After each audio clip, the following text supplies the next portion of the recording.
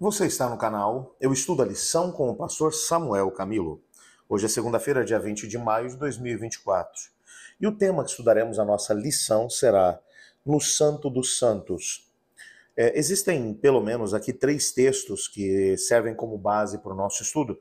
Eu queria te desafiar depois a dedicar um tempo para poder ler todos eles, até porque isso te ajudará muito na compreensão do tema que estudaremos. Eu vou ler apenas um deles, Levítico capítulo 23, verso 26. Disse mais o Senhor a Moisés: mas aos 10 dias do 7º mês será o dia da expiação. Tereis santa convocação e afligireis a vossa alma. Trareis ofertas queimadas ao Senhor. Nesse dia nenhuma obra fareis, porque é dia da expiação, para fazer expiação por vós perante o Senhor vosso Deus. Bem, quando você pensa no ritual do santuário, nessa semana, nós estamos falando a respeito do santuário no céu. Já vimos como complemento do estudo da lição da semana passada, que fala sobre as 2.300 tardes e manhãs, que a compreensão dos nossos pioneiros acabou sendo equivocada no evento que teria lugar, não em relação ao tempo. O tempo perfeito, 22 de outubro de 1844, nesse dia aconteceu alguma coisa. Começou o processo da expiação no céu. O que é a expiação?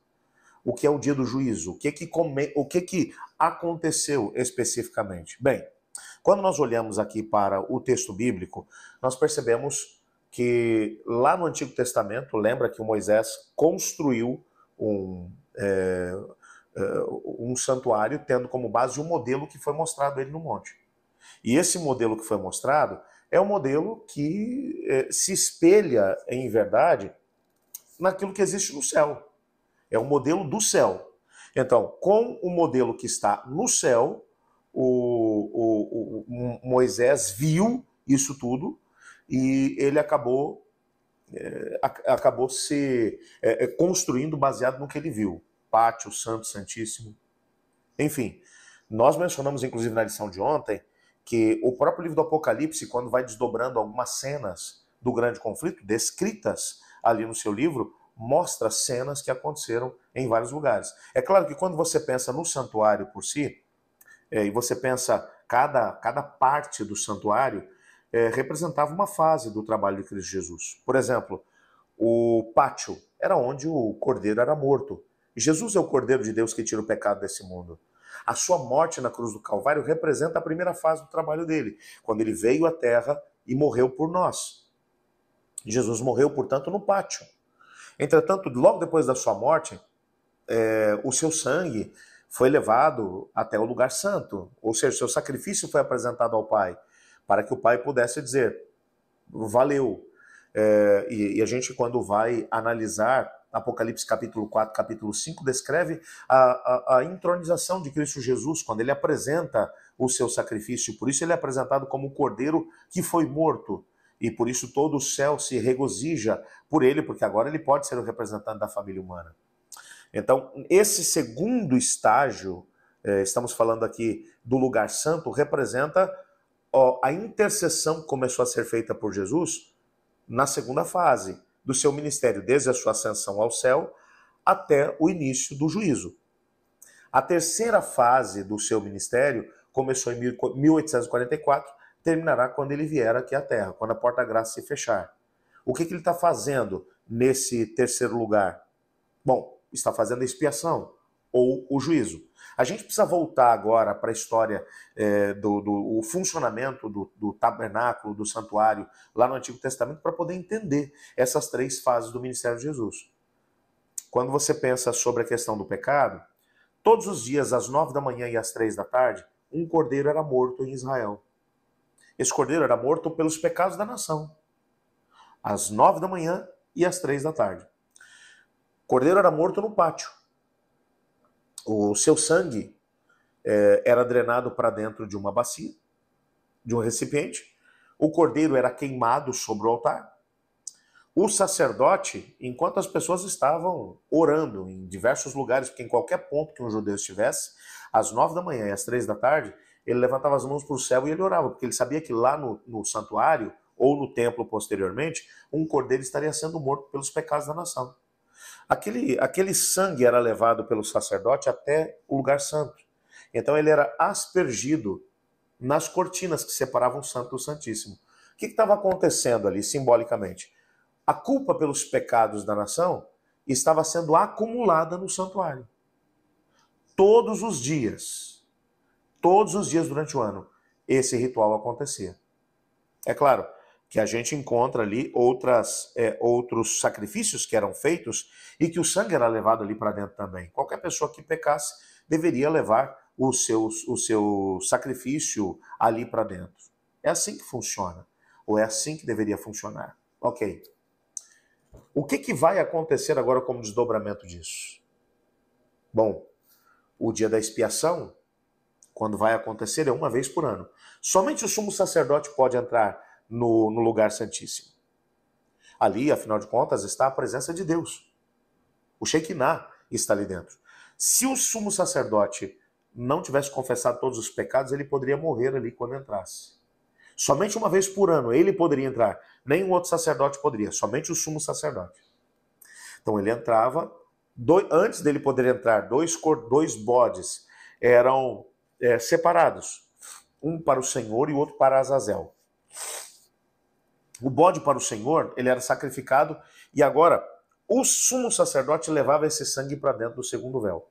Quando ele chegava dentro do segundo véu, ou seja, lá dentro do lugar santíssimo, ele pegava aquele sangue e ele aspergia esse sangue dentro do lugar santíssimo. O que significava que agora o sangue daquele bode, que representava o bode para o Senhor, estava purificando o santuário de toda a culpa dos pecados que era colocada durante todo o ano. Então, do início do ano até o final do ano, todo esse processo e todo esse acúmulo ia acontecendo. Todo esse acúmulo. No dia da expiação, quando ele entrava, fazia esse ritual, quando ele saía de lá, ele simbolicamente estava removendo toda a culpa que havia sido acumulada durante todo o ano. Esse era o dia da expiação. Nesse dia, as pessoas deveriam estar em jejum, deveriam estar em espírito de oração e em contrição de espírito. Por quê? Porque o problema do pecado, na verdade, não tinha sido resolvido no momento do sacrifício. Ali era uma promessa de resolução do problema. O problema era resolvido apenas no dia da expiação. No dia da expiação, quando ele entrava no lugar santíssimo, então, ele removia do santuário a culpa dos pecados. Então, aquele cordeiro para o Senhor, aquele bode para o Senhor, o seu sangue limpava o santuário. Mas havia uma parte da culpa que era colocada também sobre o bode para Azazel. Esse bode representava Satanás. O primeiro bode representava Cristo. O segundo representava Satanás. Há uma parte dos pecados que cometemos que são de responsabilidade dele. É ele quem, de alguma forma, trabalha para fazer com que nós pequemos. Ele nos tenta. Então tem uma parte da culpa dos nossos pecados que é dele. O Senhor Deus não pagou pela culpa dele. Ele pagou pela nossa culpa. Então agora, quando ele saía do lugar santíssimo, lembra que ele está agora tirando, removendo do santuário toda a culpa. Ele colocava a mão em cima da cabeça do bode para Azazel. Uma parte da culpa, estamos falando agora da parte da culpa de Satanás, passava para o bode, simbolicamente falando. Esse bode, ele não era degolado, ele era levado para o deserto e amarrado e ele morria lá, de fome e sede. Representando o que vai acontecer com Satanás. Satanás, ele vai ter que pagar pela parte que lhe cabe dos pecados cometidos pelo povo de Deus. E assim terminava o dia da expiação, aonde toda a culpa acumulada durante o ano todo dentro do santuário, ele era removido. É essa a ideia que representa o ministério de Cristo. Cristo morreu por nós, como Cordeiro de Deus que tira o pecado da humanidade. No pátio, ele pagou pelos nossos pecados. Ele levou o seu sangue diante do Pai. É por isso que ele é apresentado em Apocalipse capítulo 4 e 5 como o cordeiro que foi morto. E pelo seu sangue ele comprou pessoas de todas as línguas, tribos, povos, raças e nações. Ele é apresentado assim. Então ele é entronizado no trono. Ele representa agora a humanidade. E ele vai fazer intercessão por eles. Agora, quando começa o dia da expiação, no dia da expiação, Jesus agora é o sumo sacerdote também. Ele entra no lugar santíssimo para resolver definitivamente o problema do pecado, para remover a culpa que foi acumulada nesse tempo todo e fazer a definição. Esse vai se salvar e esse não. Não que ele não saiba, mas Apocalipse 5 mostra isso. Há uma multidão de todo o universo que está observando o desfecho do grande conflito entre as forças do bem e do mal.